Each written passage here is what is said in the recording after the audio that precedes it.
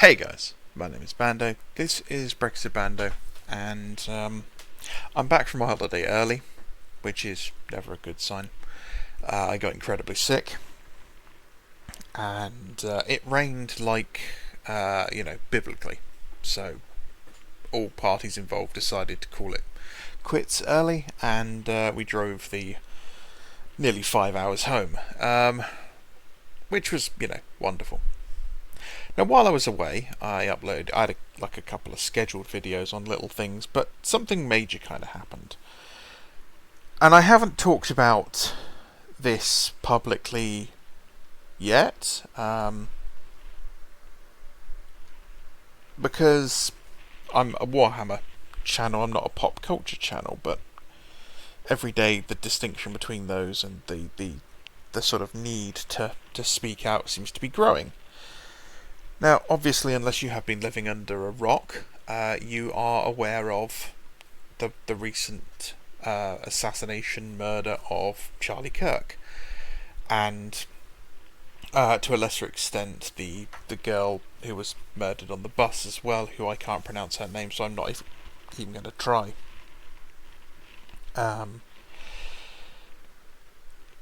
Like many people, I will preface this by saying I was not a huge fan of Charlie Kirk. I generally didn't like his point of view on some things. But I respected that he was an incredible... How to say this without making it sound filthy? He was a master of debate. He was a phenomenal debater with people. He brought receipts. He didn't resort to name calling. He's not as crude as some people like Stephen Crowder, for example.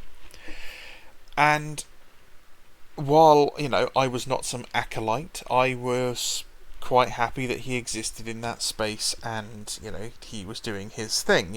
Anything that brings two people who have conflicting points of view together to have a logical discussion is good.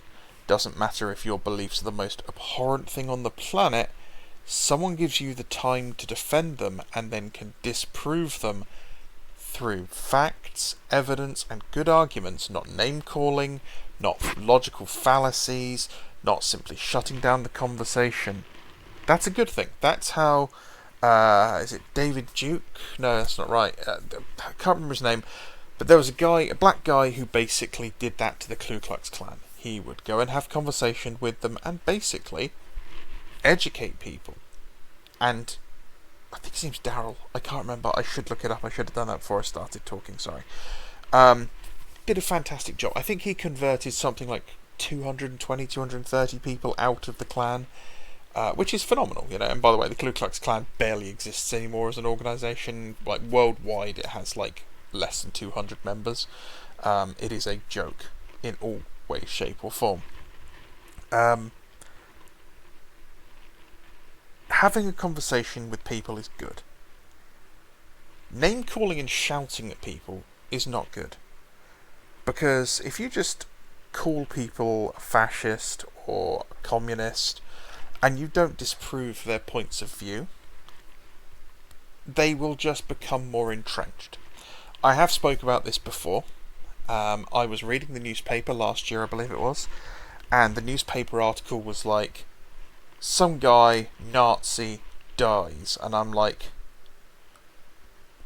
My instant reaction was, I'm on his side. Because I get called a Nazi regularly on the internet. And people who share my beliefs in a lot of things get called Nazi and fascist all the time on the internet. So my first thought was, this guy's probably a pretty normal person that someone who's an extremist doesn't like, and they've just labelled him as a Nazi. Well, deciding to do a little bit more work than just accepting the headline as is, I just did a 5-second Google search of the guy's name, and it turns out, no, he was a legitimate skinhead, neo-Nazi, Edward Norton in American History X, curb-stomping, full-on, neo-Nazi. And I was just like, whoa, okay, dodged a bullet with that one. He actually was scum. But that's the danger we get into if we just start calling each other names. if we don't have conversations with people, if I don't sit down with someone and go, look, here is the reason that historically communism, for example, has never worked. It works in laboratory settings, it works in fantasy settings, it works on paper, and it can work in a survival situation, but it very rarely does. Because unfortunately, 99.9% recurring of the time, it will devolve into authoritarianism because whoever ends up with the most power just takes what they want. The idea of sharing is only ever lasts as long as there is plenty. The moment there is scarcity, sharing disappears, and as a group, we become selfish. And I have to try and have that conversation with people, because some people are die-hard red communists. They hate the idea of private ownership of things. We must seize the means of production. Well, capitalism is that. That is private ownership. That is people seizing the means of production, their own businesses, with their own investments, and they keep their own profits. See? They're almost identical when you boil them down. The problem is, with the death of Charlie Kirk, we've had a mask-off moment for an awful lot of left-wing people. People who have positioned themselves into what is very prominent positions of power through pop culture, the media, journalism. They have done a very good job in taking over these roles, and since I think about 2018, it all kind of started around 2014. It's been going on for a long time. You had things like Gamergate, where a lot of light suddenly started coming out on these things, and there became a very clear divide between left and right in the media. And during COVID, again, it became very apparent. There were purging through a lot of industries. If you did not comply, you were kicked out. And now we're in a situation where we've got lots of people who are outwardly celebrating someone's murder. Now, don't get me wrong. If a video came out and showed Jeffrey Epstein, getting shanked in the shower by, 3 guys who basically go this is, revenge for little Katie or whoever, and, he died, I wouldn't shed a tear. I might even make a joke about it. Because he is, absolute scum. Proven. We know he has a conviction for what he did. The problem was, if he hadn't got that conviction, and it had all just been hearsay and allegation, then we have a problem. The problem here with Charlie Kirk is, you have lots of allegations that he was a Nazi, lots of name-calling, but no evidence. Unless goalposts are moved to the point where if someone just disagrees with you, that makes them a Nazi. So now you've got people all over the internet celebrating this. And thankfully, they're getting their comeuppance, because it appears that normal people generally have gone, that's disgusting and abhorrent, and have turned around and decided to do things like report them to their employers. I believe the phrase is consequence culture, which is something that the left wing of pop culture has revelled in. They love doing it when it works for them.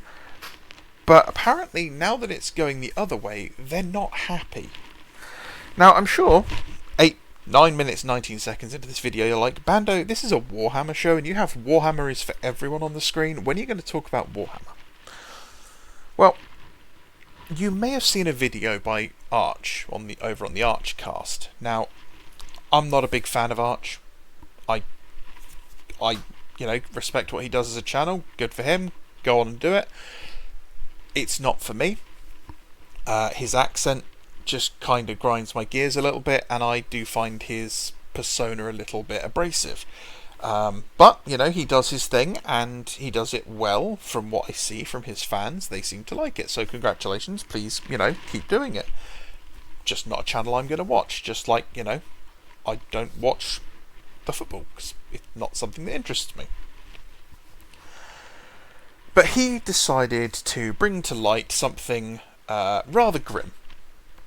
And that is Tom Mendelsohn, who is a content community manager working for Games Workshop. He's one of the higher ups on the Warcom site, and he has been rather enjoying himself over the fact that Charlie Kirk died. He has been throwing out some of the quotes that Charlie Kirk said. For example, I'll paraphrase it. A single gun death is not worth stripping away their Second Amendment. Now, I'm English, okay? Big surprise to everyone listening, I am actually a huge supporter of the Second Amendment. I believe that firearms are a universal right. You have the right to protect yourself in the most effective manner. If you don't like that, that's fine. You also have the right to not do it. You don't have the right to just dictate that other people can't defend themselves. And unfortunately, I live in the UK, which means I'm living in a country where I don't have the right to defend myself, and we see it on a regular basis how bad that's getting. He's very smugly stating, oh look, Charlie Kirk's been shot, but he did say that it doesn't matter because we have the Second Amendment. That's disingenuous. He also said things like, Happy 9/11 to those who celebrate. Well, I'm old enough to have watched 9/11 happen live. I watched 3,000 Americans die. I watched the live broadcast of that guy jumping out of it and slamming into the floor. I watched every single day as we spent 20 years in war for that. I had friends who got blown up during that war to remove and punish the people that did that. So being so callous as to say something as silly as Happy 9/11 to those who celebrate is just disgusting. He doesn't seem to care. Look, I don't give a single shit, he says. He's a fascist cunt, carrying an enormous amount of water for a side with no compunctions, committing structural and systemic political violence against the working class and the people of Gaza. That's what he said. That's word for word from a Facebook post he had. Now, this is probably going to get demonetised because I've used all the horrible words, but that's fine. I don't care about making money off this video. That's not what this point is about.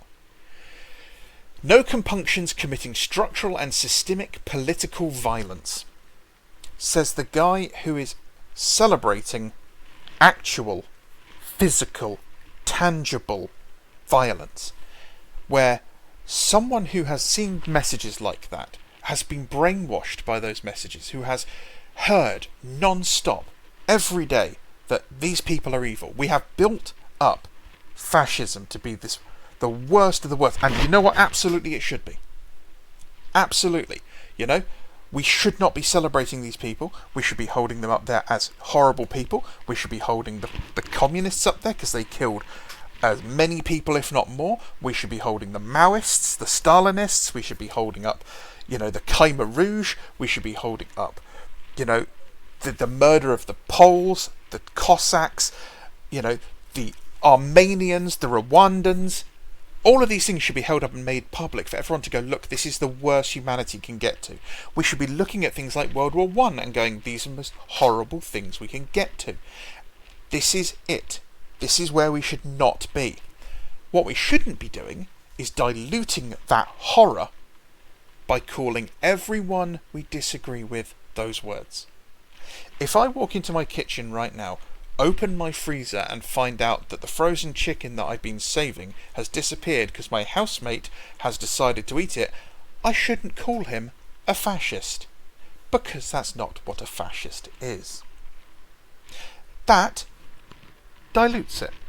It dilutes the sacrifice of everyone who died to destroy that type of government. It dilutes the loss of everyone who was murdered by those governments. But more importantly, it normalises political violence. This is why so many people get angry at, like, cheap marketing that's like, punch a Nazi.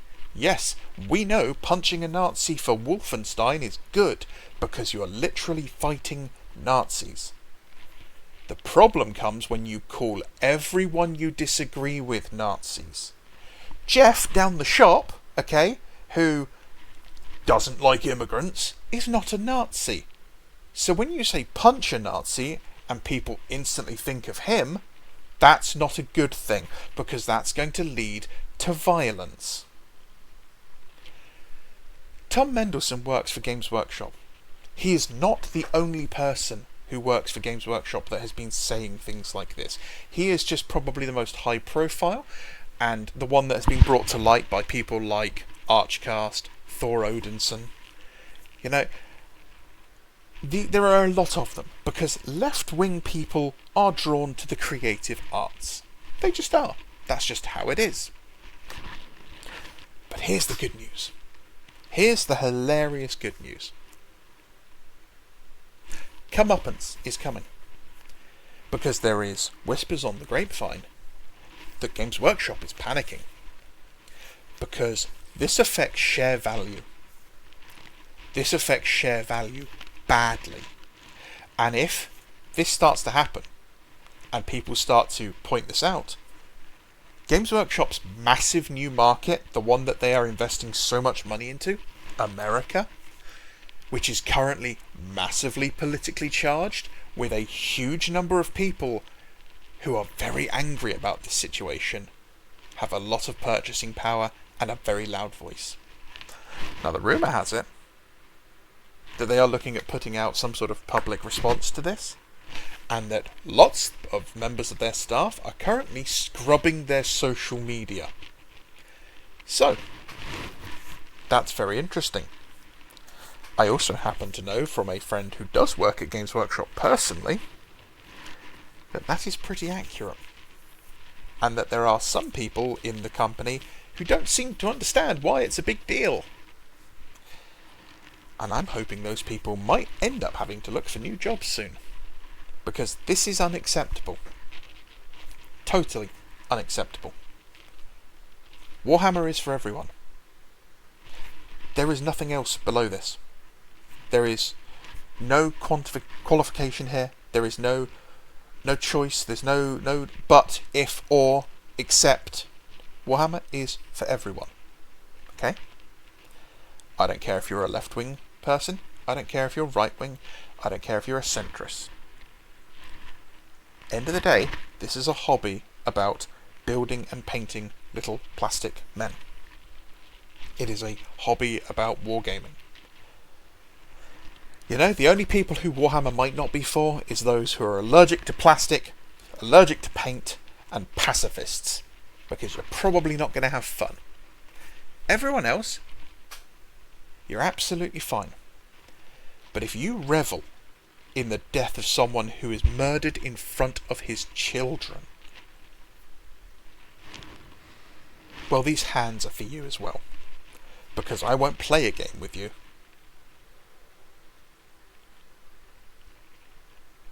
Be cool to each other, because there are people out there who want to do you huge amounts of violence, and this is a hobby.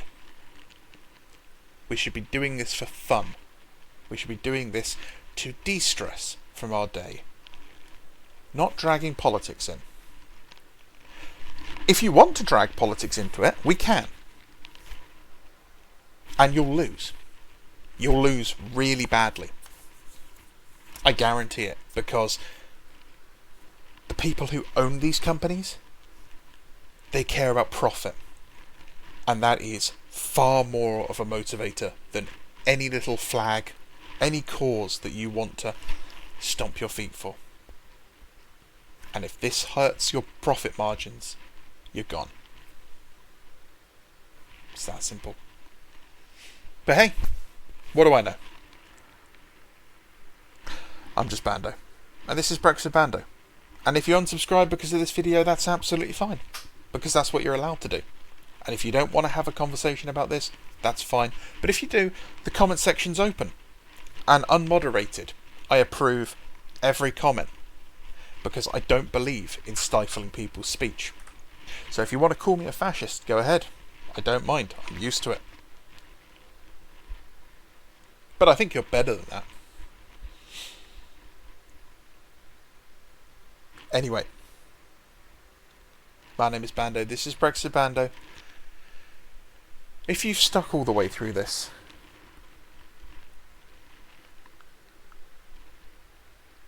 I don't know why. Bye-bye.